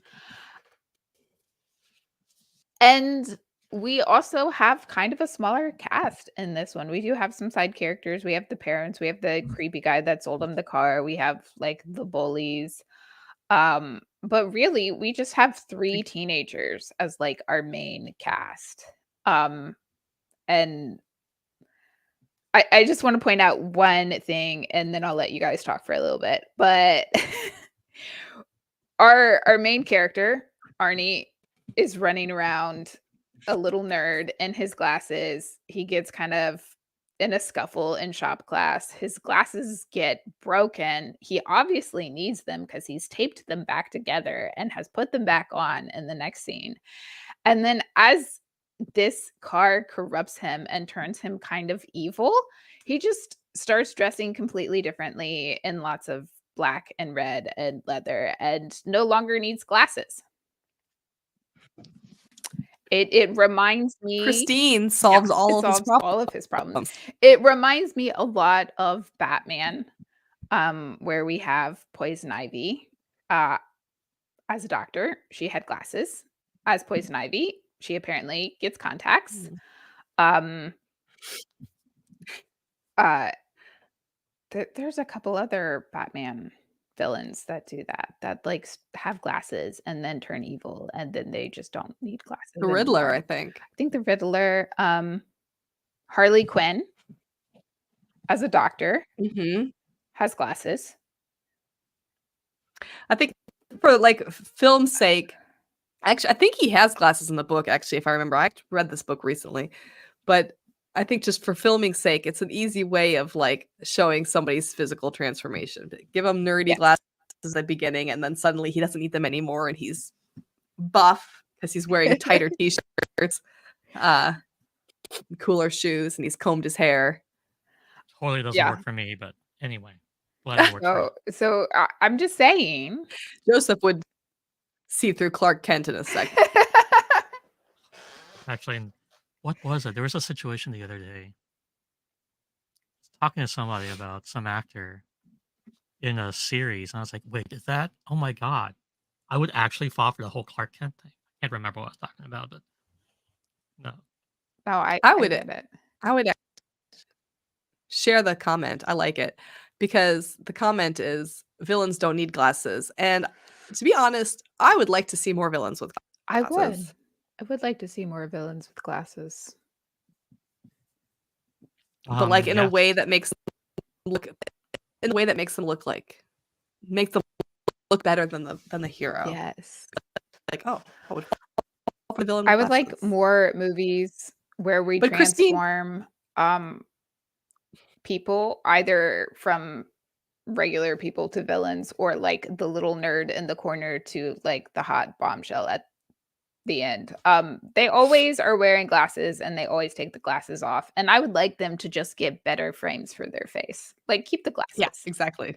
Just get better frames that flatter your Get face. sexier frames. Yes. Yeah. Get sexy glasses. That's what we all want. Yeah. I somebody call up Hollywood. I think with Christine, though, like, first of all, props to Stephen King for having this fascination with evil cars. He's got like 3 or 4 books that are about evil cars. Christine, I think, is probably one of the better ones. It's definitely most memorable. But I just like this, this is another genre of horror we haven't really talked about, where like it's just an evil entity, like an evil thing. Right. There's no reason why it's evil. Yeah.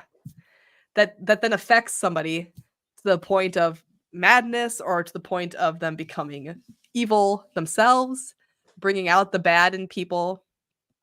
I feel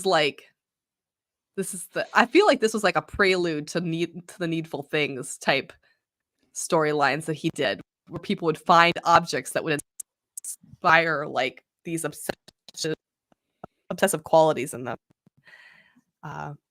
Yeah. But I mean, the idea of an evil car and being passed down to every owner, it's funny, but like it worked. I think as a film, I think it worked. It was a little bit long. But I think as a film it worked.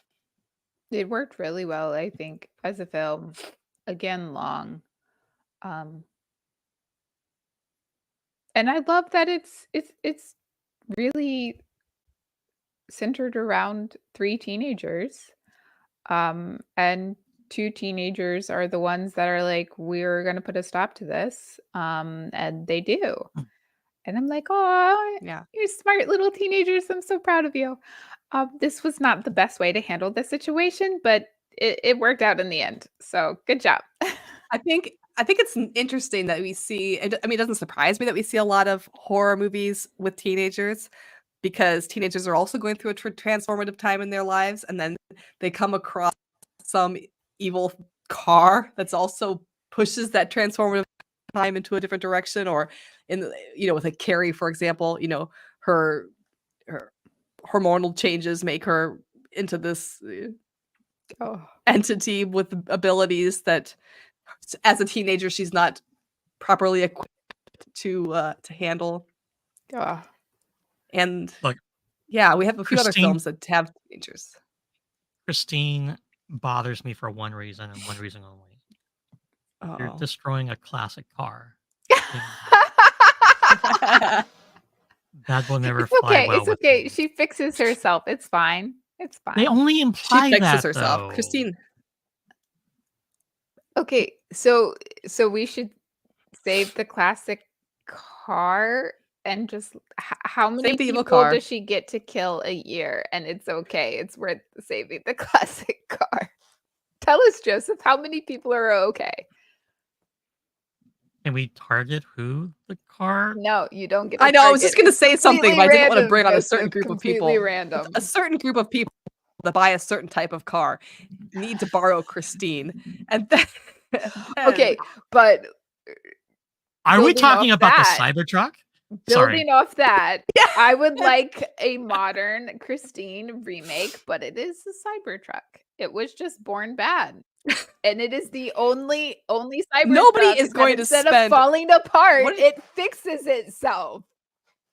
Oh no, but you can get one used. But what does he spend like $200 for Christine? Nobody is going to buy a Cybertruck for $200. Evil or not. Marty? They're just What? like at some point they're just going to give away these horrible things that have died on the side of the road because it rained. Look, and it could no longer function because it rained. Great truck, by the way. a creepy old guy comes up to me and he's like, "You can have Christine, or you can have the Cybertruck." Like, I would no, take I'm Christine. gonna go with Christine, even if it's gonna make me evil. Because at least I'm not evil ahead of time. Christine makes me evil. I feel like I would only I would only buy the Cybertruck if I were already evil. It's not gonna make me any more Pick interesting. Christine Pick Christine. for the taste value alone. Like I'm stylish. I have good taste. Correct. There's aesthetics to keep in mind, and I would never be caught dead in a Cybertruck. Well, I you mean, wouldn't be caught dead. Just like I would never be if caught it was dead evil. living in We- a really We need to ugly move on dumpster. before they find us. I don't care if they find Yeah. us. I'd love to block people. Completely off topic. But the fly that was buzzing around earlier when we were talking about the fly. I saw it. It's committed now in my seppuku? coffee. Okay, so You're it's doomed. a Halloween episode. You're Are you going to doomed. drink that coffee or not? I'm curious. There's a Have- fly in my coffee. you been I'm possessed? about No, ready to look, walk away from you guys we and didn't make talk more coffee, about- but I'm not going to drink the fly coffee. We Just didn't talk curious. about his like vomiting scenes, and Oh, so that alone makes you not drink the coffee. Yeah, yeah. Okay, so moving He had on. so many. no. Moving on to one of my favorites. I think one of my favorites is next. Okay, but Yes. no coffee. Yes. Uh, This is like one of we're back best to teenagers horror franchises. and nobody ever. believing the teenager. I love this movie. I love all the Nightmare movies. It's a But the really good first one franchise. It's a It's really so good good. franchise. It's so good. Um, It's a franchise where like it starts to dip a little bit around like the third one, and As they it picks do. back up. I feel like it picks back up. it but I redeems think itself. Freddy is such a good horror villain. I feel like if Nancy's dad had taken her more seriously, this would have been a less interesting movie. I don't know if Oh, Nancy- absolutely. I feel saw the like extra protein. The fly would be extra protein. I'm not doing it. the Nightmare on Elm Street franchise, the Halloween franchise, and the Friday the 13th franchise, and the Yes. Scream franchise later to some extent, they only work because nobody is listening to the teenagers, because Yeah. nobody's helping them. They're on their own. That's why they work. Yes. Once a parent like takes them seriously, It's over. then what? Like, it's over. But But that is also very realistic. Teenagers are so dramatic. Sometimes you really just want to tune out their nonsense. So I can understand. And they're dramatic all the time. Everything that happens to Yeah. them because of their brain chemistry, because of the changes that are occurring during puberty, during your teenage years, everything to you is the most important thing in the world. Okay. Everything is vital. I mean, when Everything Johnny is Depp is your huge. boyfriend, everything is the Well, most you know important. what? Okay. You got But me there. but also there's something haunting your dreams and you can't sleep at night. I'm just going to point out that happened to me right now. I Yeah, would be really dramatic. Fair. It happened I to would be like I too. couldn't sleep Friday Because, you nights, know, and I was dramatic about it. So Mm, I'm just saying. This is true. I mean, how grumpy do you get when you can't sleep? Like, and at what point do you actually start having hysteria, where you start actually hallucinating because you don't know, because you haven't slept enough? Yes. And I think that's one of the great things Um, about this series. For me, it's about 9 days without REM sleep. I start hallucinating. Let me just have a sip of my Yes, I know coffee. this. Yes, I know Oh this. my gosh. Yes, I mean, it has I know I occurred go more into than like REM once. sleep like 6 or 7 times a night, so like I would lose my mind within like a day. I would be the I worst. Like Freddie would get me so fast because like I cannot go without sleep. I I would be gone. I'd be like, Freddie, I'll I just feel join up. like Just take me parents now. would be slightly better at this because you survive when kids are little with very little REM sleep for an extended period of time depending on your kid. Um this is why I have and no then children. you don't really stop doing that as they get older because it never fails, they get sick overnight. And then I think I was complaining a couple months ago that I woke up to my kid crawling in bed and just like puking right next to my head. Um, Kids, Thank you for see, Marty, confirming my I life love that choices. face. We Thank should you for flip out that confirming my face. life choices. Marty, I don't Marty, Who needs to watch are- The Fly and Alien? Just listen to fan stories.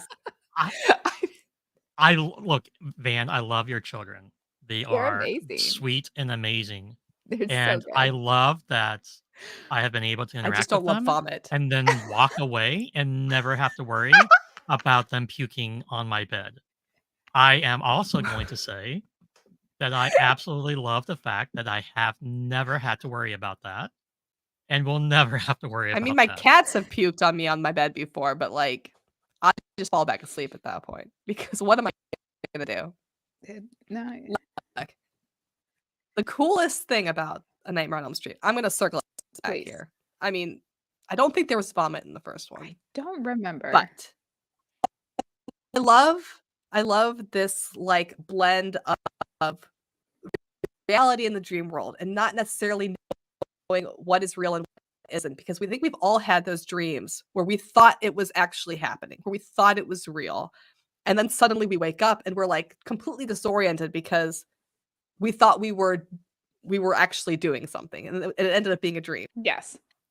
We've If all anybody's been ever there. had those dream within a dream moments where you wake up and then you find out that you waking up was also part of the dream. Oh, I hate that. Like, I don't like just that. I hate that. But I think that it's such a perfect place to start storytelling. And also that bathtub scene in the first film.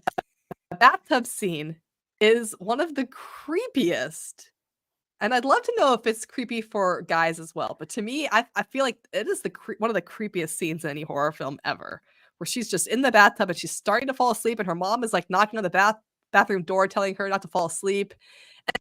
And like his hand comes up, and you just see the claws coming out of like the bubble bath. I'm like,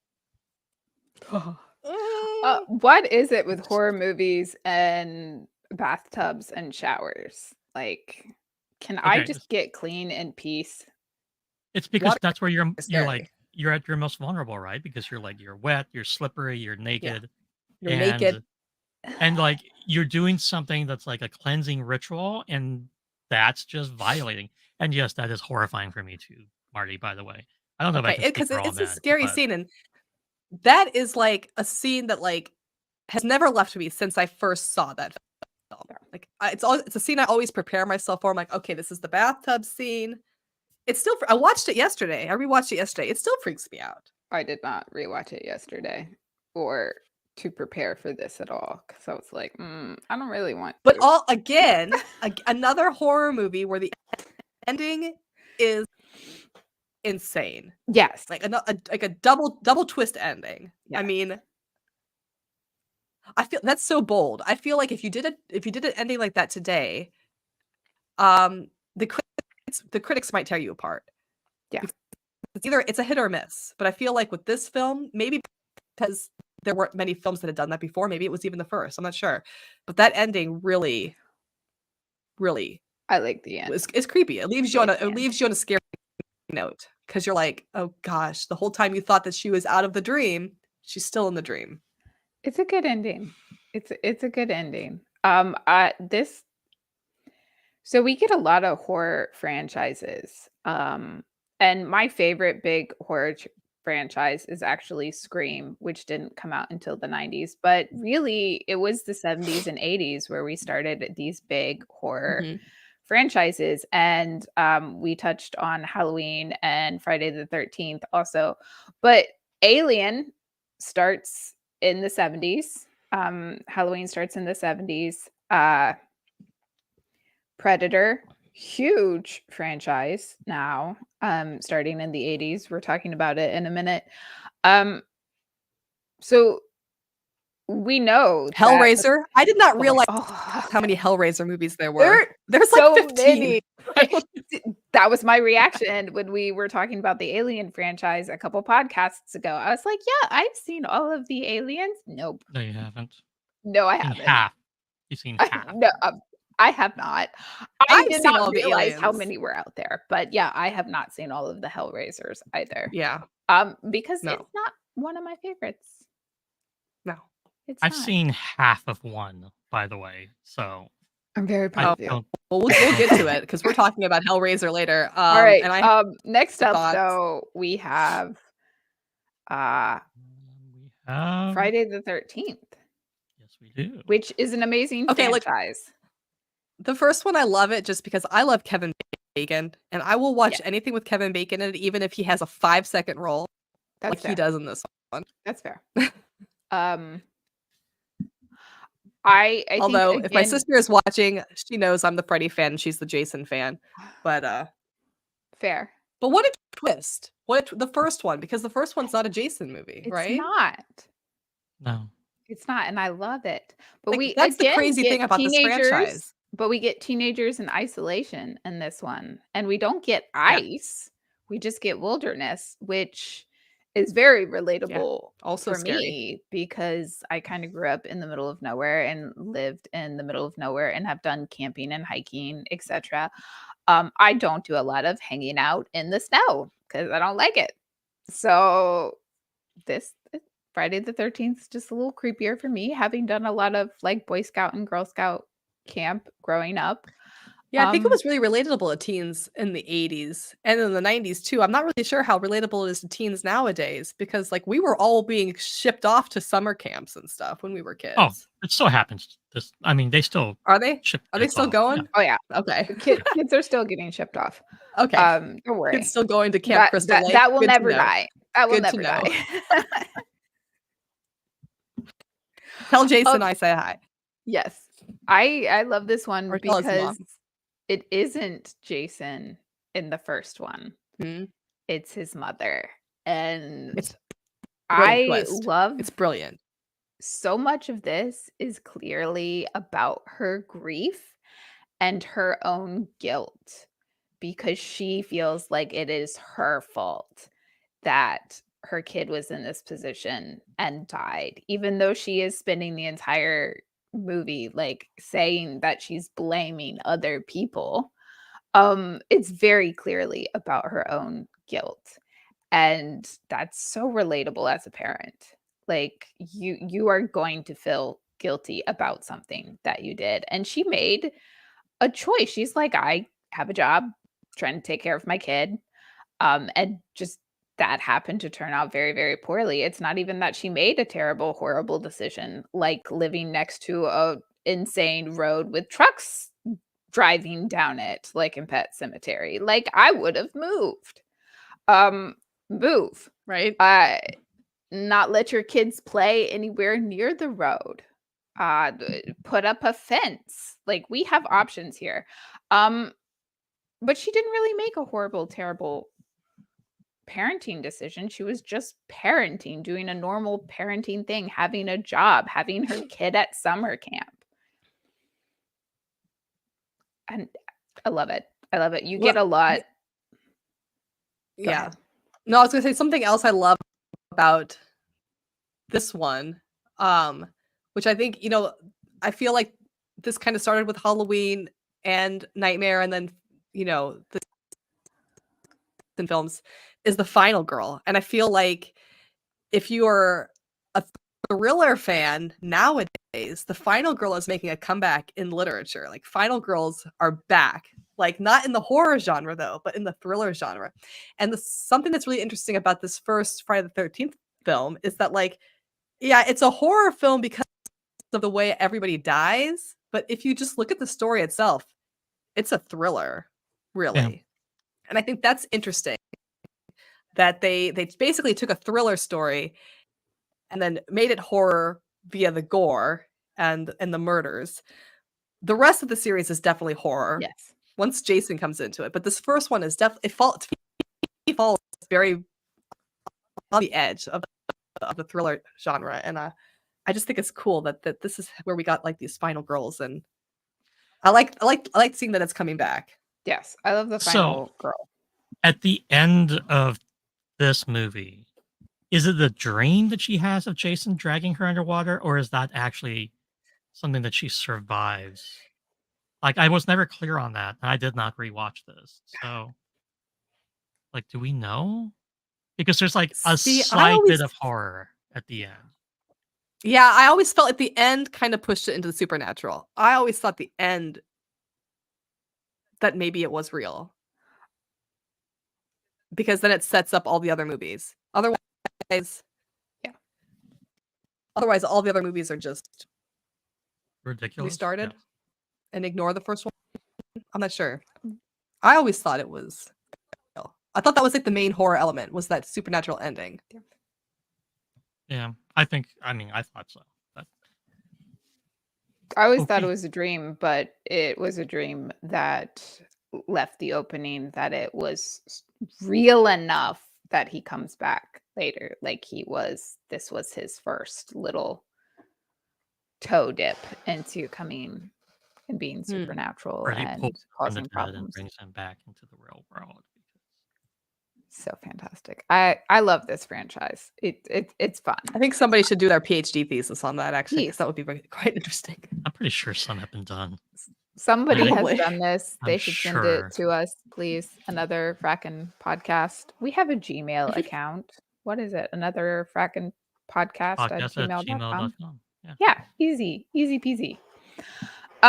Our next one, I have a lot of thoughts on, so I'd like to move on so we can not. Oh be my here gosh, for the thoughts. hours. Oh, the thoughts. First off, I'm like the kid in the family that gets the little puzzle boxes and the little like 3D puzzles for Christmas. People like buying. Well, we need these to tell for me. people we're talking about Hellraiser.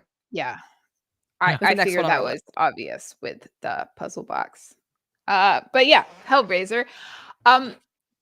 So for me, this is a little creepy, like solving a fun little puzzle, and you open up a portal to these very sweet, To hell. like wonderful. Yeah, I hate these guys. I hate them. This is way I was more telling you gore guys than I before. personally can handle. Yeah. I was telling you guys before the podcast started, I had completely convinced myself that I had seen Hellraiser. I'd convinced myself that I'd seen the first Hellraiser and none of the other ones. Purely on the fact that Andrew J. Robinson is in it. I convinced myself I must have seen it. I watched it this morning at 6 o'clock in the morning because I woke up super early because we had a time change and I couldn't fall back to sleep. I'm like, I'm going to watch Hellraiser. I had never seen that movie before. And now I know why I had never seen it before, because a lot of these movies we've talked about, I was able to sneak the copy from Blockbuster, the VHS, home to my house, and my mom didn't say anything. I never would have gotten away with pulling Hellraiser off the shelves. And in my mind, I thought Pinhead was like literally like was the whole movie because he's so scary and he's on the cover and he's literally in it for 2 minutes and says 2 sentences. Yes. I was flabbergasted. I'm lying in bed this morning watching it like, what am I watching? And also, I feel like this is like the overtones of sexuality and gore in this film, Yes. like the sadomasochism in this film was so intense. You can't even put it on the same level as these other horror movies because, like, I think as a teen, you can watch Friday the 13th, you can watch Nightmare, you can watch Halloween, The Thing, you can watch those movies, and like it's okay. They're okay for teens to watch to an extent. I feel like this movie is like in a completely different category here. This is I was The whole unprepared. Like there's this And I whole was thing eating about like breakfast. My you don't watch Cinnamon this Toast for Crunch breakfast. was like not going down well. I'm sorry. God. Like there's a whole place on this where they can't tell if they're angels or demons because they've lost the ability to distinguish between pain and pleasure. It's like this movie is just Yes. messed up in so many ways. Like there's And deep I seated mean, problems this is here. sadomasochism. That's the entire film. But which, whatever. But it just gets too gory for me personally. it is gory. But what I have to say is I'm watching this movie. I'm trying to digest my cereal. I'm struggling. I'm thinking, man, Andrew J. Robinson, like he's also only in like half of the film. He's also kind of barely in the film. But then I'm like, but the lore between the lore about the puzzle box and the lore about the characters in the box, like in this verse or whatever, was really fascinating to me. But it was like not enough. And of course, I'm sure that the other films go into it. But like to me, that was the most interesting part of the film, like the lore of these creatures, these beings that live in this prison type place, and the rest of it was just gross. But I'm kind of interested. And I looked up, I was like, I'm curious now. So I like looked up a little bit of research into it because I was like, why was Pinhead was only in it for like a minute? And I was like, I was afraid of this movie cover box. This VHS box scared me for years as a child, only to find out that he's barely in the movie. He's not even the scariest And one. he's not the scariest one. That chattering teeth thing is horrifying. But I read that first of all, this movie was cut massively in order to make an R rating, obviously. But they also said that, like, I guess Clive Barker, who like wrote this film, he fought against the production company because they wanted Pinhead to be like Freddy. They wanted him to be like Freddy Krueger, making jokes, being funny. And he was like, this is not a funny character. This is like a Hannibal Lecter character. And that alone makes me curious and makes me kind of want to watch more, but I'm also like, I don't know that I can handle the gore. I'm not sure if I can. But I kind of looked ahead and I realized that the Hellraiser series does the same thing that the Nightmare series does, where it brings the protagonist back in future films. I'm like, oh, that always gets me because I'm always like, oh, it's new people, and then the fourth film, so-and-so returns. And I'm like, oh, I want to know, but also I don't know that I can handle it. I don't know if that intense for a Sunday morning, my friends. Yeah, no, I don't know that I can watch any more of them.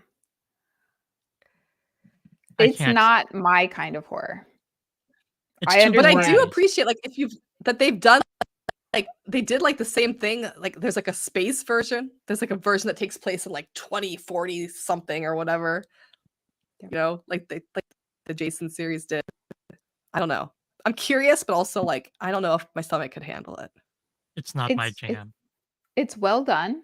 It's well done. The acting is incredible. I did after rewatching it. I was like, I need this nail and lip color combo. Oh, okay. It's first so of all, good, and it is that actress she killed that role. She was kind of scarier to me than the evil creature people, because there was something so off about her from her very first scene. I was like, what is with this woman? I didn't see it coming. I didn't know it was coming. And then like she's the villain of the movie, right? It's not like Pinhead. It's not. Like it's not these like evil hell creatures. She's the No, bad it's guy. not And I'm like, even Frank.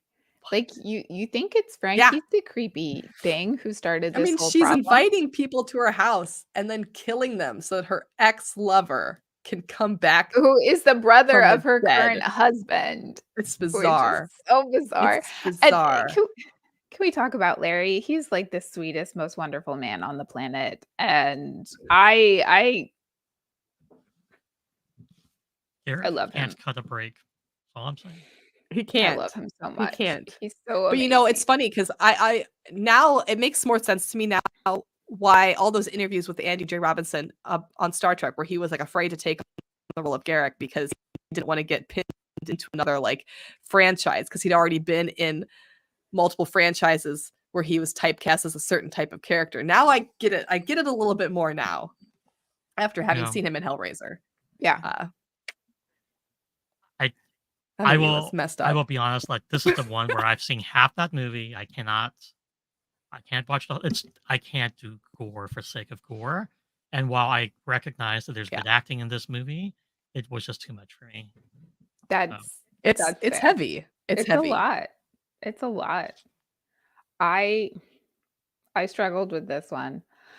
Which is struggled really too. funny. I can't do gore, but like I don't remember if you guys like in the 90s they used to like show actual like surgeries on humans on like It's not- cable TV. But that's not And gore. my dad and I would watch these like actual surgeries of actual like people, and I'm like, this is fine. Yeah, but Like that's I grew up on a clinical. farm. It's like This is fine. Like, but like, fake, So fake blood and and I think- guts. No, thank you. I think Marty and I have talked about this, right? Like I was pre-med. I have seen cadavers. I've seen gross anatomy labs. Like it doesn't bother me the slightest, right? I think the first time I saw a cadaver and went on a tour of a med school was like in high school. Didn't bother me at all. But like gory movies freak me the hell out. I think it's because it adds an emotional component to it. You know, I mean, like you. I mean, I did a full anatomy course in medical school. Didn't have a problem. A lot of kids walk in the first day and they're like throwing up. And Yep. it takes like a week for them to like get used to it. You know, I've sat in on surgeries and stuff. Didn't have a problem. Got mocked at by an anesthesiologist for saying it smelled like chicken. But but it's different when you're watching Hellraiser. When you're watching Hellraiser, because it's adding this emotional component, you know, the music, it makes it unsettling. You know, you're just like, and you're thinking like there's a motivation behind it. It's not clinical. It's not like work. It was pretty intense. Okay. I feel like Hellraiser is probably like my breaking point. Oh, hello. Cats Hi. agree. And I'm the glad cats we agree. have a Dagger appearance in this. Hi, Dagger. Are you helping or Dagger hindering? tried to watch Hellraiser with me this morning as well, but it was too much for him too. He's He way just too young for moved to the it. other side. He's way too young for it. He's too young. You're just a little baby. Okay. let's Yeah, move on. I think we can move on from this. Our last movie on our list is Predator. And before this, so when I was hanging out with my siblings and cousins and such, and we talked about The Fly, they all hate horror, and I was telling them all the horror movies that they had watched, and they actually realized that they had watched a lot more than they thought, and they actually like a lot more than they thought. Predator is another isolation. They're trapped in the wilderness. So I struggled though with calling this horror. It is though. I mean, It is an action later versions horror. of Predator are horror films, but this one didn't feel like a horror. Doesn't feel like a horror film to me. You have something you can't see slowly picking off your group one at a time. That is like It's that's horror. it's not as in your face about being horror as Alien is, for example. No. Right? Yeah, Alien to me is a true horror film. But Predator feels like an action film. It is an action film, I think, first, but it is Maybe because the first certainly 30 minutes feels like Rambo 2. Yeah, it is Rambo. But it is words are hard. It is an action movie first, I think, but it is definitely a horror movie second. And it is also a sci-fi movie when you break it down, because we get an alien with cool technology. Uh, but it is very much horror, and this is one of the ones I watched as a kid. A lot of these I watched as a teenager or young adult. But this one I actually watched as a kid. My parents turned this one on. I love this one, and I love the second one. Absolutely, I think fantastic movies. Different tone, but similar in that. Well, the second one, for sure, you know what's happening because you've seen the first one, ideally, right? Yeah. But what's relevant to me is what makes this horror for me is you don't know what the creature is in this movie when it starts out. You just see people dying, and you know it's something sci-fi related, right? You know it's something mysterious, but like you don't really get to see the full creature until later. And you know, like there's some gore to it. It's horror. You know, the people being skinned and left alive, hanging. Like it's very horror, very gory. But this movie's just so amazing. It's so amazing because it does go across different genres. And look, Schwarzenegger's not a great actor. Let's just be honest. But he's a great actor for this. He's a great action movie actor. Right. So, like this, he's really, really good at. Terminator, he's really, really good at. But he did that movie, what was it? Twins with Danny DeVito. Horrible. It's- So bad. Yeah, okay, but Kindergarten Cop is one of the best movies ever made. Again, Yes, another no, action the movie. Puma. I will Come on. like I don't know. I struggle with Predator. And maybe it's because I'm such a big Alien fan. I love the Alien series so much that Predator just feels it doesn't quite hit the mark. I feel like the one that came out with Walton Goggins a few years back, I think that might have been Predators. That one I Yes. liked. This one I Right. appreciate because we get so many Schwarzeneggerisms, like We do. get Yeah. up to the chopper, We do. you know, and things Yeah. like that, or like, you know, where he throws the knife at the guy and he's just like, yeah. I mean, it's just you get so many of those like one-liners, but Yeah. I don't know. The one scene I did like though, was, and it really surprised me because I watched this one yesterday as well. Really surprised me was the scene where the predator is in like the water, he's in the lake or something, and he starts like his circuitry or whatever is kind of fizzling out, and he starts coming into view. I was very shocked at how good that was. It was How so they, good. Special they effects were that amazing. looked the special effects in that scene were very good. I was very shocked. I was very surprised. Yeah, but I don't know. I guess for me, because it feels too heavy on the action and less on the horror. Like as an action film, I guess I can appreciate it as an action film, but as a horror film, I just feel like there are more horror-esque Predator films than the first one. I feel like the first one I don't is know. not the best horror film. But as the franchise continues, it does lean more into horror. But again, Friday the 13th, I'm not sure, is like Also, you were also saying it's not as much horror as the later movies in the franchise are definitely horror. I give it horror sub genre. It is not the main bit of it, but I give it horror, and I love Okay. it. So what I think is fascinating about this, and it's not in this movie, it's in the next one, right? So Predator 2, that this happens. It's I actually look, this is pretty cool. Fun fact, Predator's kind of making fun of those action movies. To write it out. Badasses are getting killed until Arnold starts fighting smart.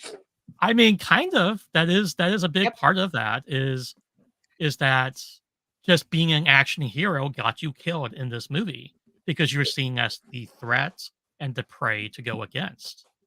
Um, what I love about this is that the second movie ties into one of the best sci-fi horror franchises, which is not an 80s movie, right? It But it is. ties into Alien. Mm. Because on the Who, when we Alien, were talking about this podcast, thought that Alien was 80s? I did. Because I I forgot thought it Yeah, was that 80s. Alien I was. completely forgot it was 70s. Sorry. Yeah, But continue, Joseph. I I guess mean, because it's there were. 79, so it's right at the cusp of that, right? And I'm gonna be, I don't know if this is heretical or not, right? I don't like the original Alien movie as much as I like Aliens, the second one. You just killed Marty. I Marty is now Am dead. I hyperventilating? I stand I by mean, the a lot of fact. people prefer. Oh, okay. Here, a lot of people prefer Aliens to Alien. I get that, but Alien is a true horror film. Aliens is not to me. Alien is a horror film. Aliens, like Predator, I feel like it's way more on the sci-fi action film side of things. I'm going to say that I did not like. I don't like Ridley Scott's adaptations after this one. This one I will give a pass because it started a franchise. It was actually very intense and horror related.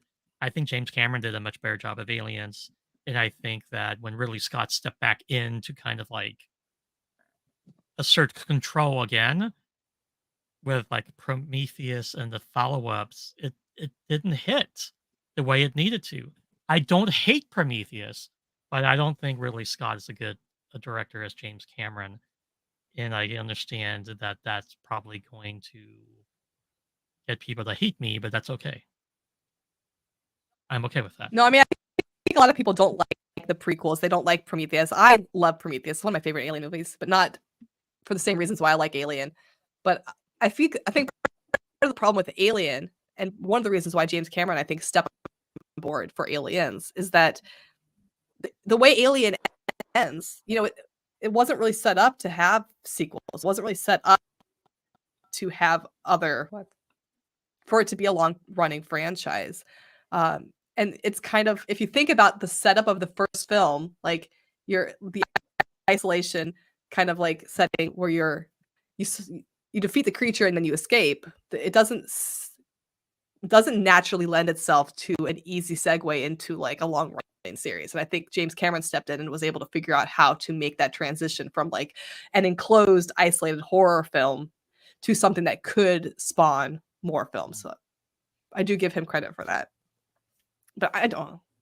It's still better than the Predator. It's still better than the Predator series. We'll give him one cookie. We'll give James Cameron a cookie. No, Aliens is a good movie. It's a good movie. But I love the first one. I don't know. And I love the evil in Prometheus. I love seeing that the alien is not evil. It's not. It's what man creates. That's evil. It's science gone wrong again, right? I mean, look, I was fine. So like we create androids, and then the androids create creatures that then like destroy us. Yes, we need to get into that in our AI episode we keep talking about, because I think that's a fascinating topic, because that's very much, I feel, a horror theme, even though most of the time it's in a sci-fi and action movie, is we have created robots, Our own demise. Yeah. who would then try and kill us. We create AI that then tries to kill us. I mean, it is a deep fear of humans. Like, we have this fear. So yeah, I think we had discussed delving into that again on a future podcast, and I'm looking forward to that, because that would just be fun. Ooh, we should do that next. Semi-related. I think I heard that Predator is getting a reboot as a series. That actually makes me more excited about Predator than the previous Predators. Okay, so have you Heard seen that it's, Prey? like, yes. Okay, so Prey is perfection. Okay. Prey was perfect. Prey was great. Okay. We Okay, are we in all agree on alignment. that. We're in alignment. That's my favorite We're all Predator in agreement movie. right now. Yeah. So Prey is what I love about reinvigorating these old franchises. The way they did that by making it its own thing, adding a new perspective on it and a new dimension to it, bring a new kind of culture to the series. That was phenomenally done. Yeah, I think just amazing. Yeah, I'm in agreement. What a great movie! Great movie. Yeah. While we are all in agreement, this is the perfect time to close out our podcast. Instead of us arguing about who hates something more. So, with that being said, that concludes episode 9, Made in the 80s. We're so glad you tagged along. Please give us a like, subscribe if you haven't already, share our podcast with your friends and family. And our next episode will be a surprise to all of us. It will be.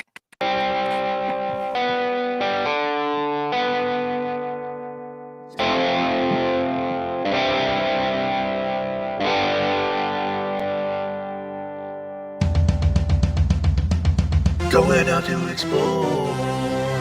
Tuning comes to another frackin' podcast. Time travel, wormholes, and more. Chevron's locked on another frackin' podcast. Debating all the lore. We get signal of another frackin' podcast. Nerdy topics galore. Systems go for another frackin' podcast.